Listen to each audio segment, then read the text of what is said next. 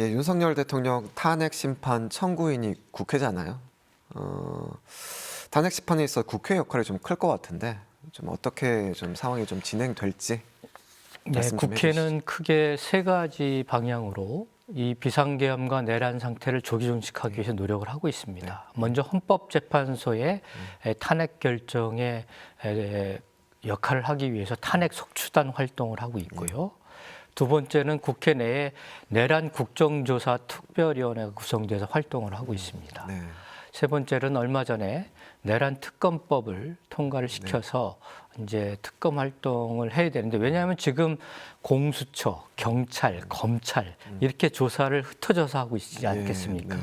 이것을 내란 특검으로 한 곳에 모아서 이걸 집중적으로 효율성 있게, 규모 있게, 깊게 조사를 할 필요성이 있습니다. 이렇게 조사를 하고 있는데, 헌법재판소 탄핵 소추단 활동 과정에서 국민들의 오해가 좀 있었죠.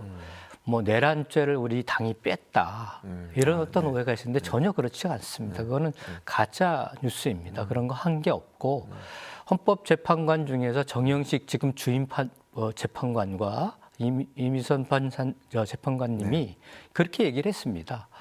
이 탄핵 재판은 공무원의 임기에 대한 파면을 결정하는 것이지 내란죄를 결정하는 것이 아니다라고 하고 스스로 이렇게 얘기를 하고 계시기 때문에 이 내란 행위에 대한 위헌적인 요소에 대한 판단을 하기 위한 활동에 집중하고 있다, 이런 말씀을 좀 드리겠습니다. 예, 그 내란 혐의에 대한 시시비비는 형사재판장에서 그렇습니다. 가리는 거고, 이 헌법재판은 대통령의 그 파면 인용할지 안 할지 거기에 대해서 이제 결정한 거로 말씀을 해주셨고, 그렇다면 윤 대통령의 지금 구속 상태잖아요. 이 구속 상태가 헌재 판단에도 영향을 미칠 거라고 좀 보시나요?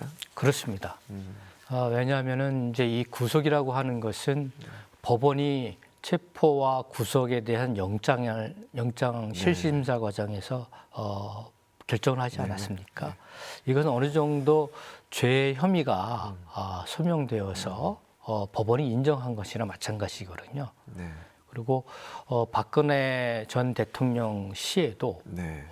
그런 구속에 대한 부분들이 심각하게 탄핵 결정의 판단의 기준이 되었던 것이 자꾸 청와대에 대한 압수수색들을 거부했고, 또 구속되지 않은 상황 속에서 증거인멸의 우려가 있었고, 그리고 구속이 됐기 때문에 사실상 대통령으로서의 직무가 탄핵으로 인해서 정지가 되어 있지만 구속됨으로 인해서 더 지금 공백 상태가 발생을 한 거기 때문에 탄핵 결정을 빨리 해서 파면을 통해 가지고 대한민국 정상회귀를 빨리 할 수밖에 없다.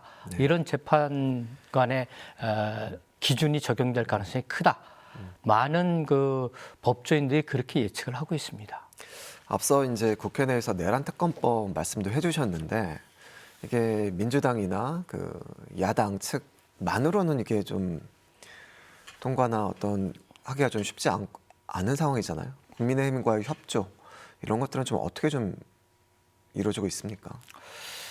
그래서 국민의힘도 내란 특검법을 거기는 이제 비상계엄 특검법이라고 해서 내란을 뭐 인정하지 않기 때문에 그렇게 냈지만은 거기도 특검법을 냈습니다. 그래서 국민의힘 요구 사항들을 전폭적으로 수용을 해서 외환죄, 외환유치죄라고 해서 그러니까 북한의 도발을 유도해서 한 그런 부분들에 대해서 저희가 제외를 했고, 또 국회의원들의 이런 그 계엄 해제 방해 행위 부분들에 있어서도 그거는 별도로 고발된 사건들이 있기 때문에 그것도 제외를 시켰습니다. 대부분 그리고 검사나 경찰관, 파견 공무원들의 숫자도 대폭적으로 줄였고, 그래서 위헌 시비, 그리고 굉장히 과도한 그런 어떤 특별검사의 권한 부분들에 대해서 상당 부분 국힘의 의견들을 수용해가지고 내란 특검법을 내서 통과를 시켰습니다.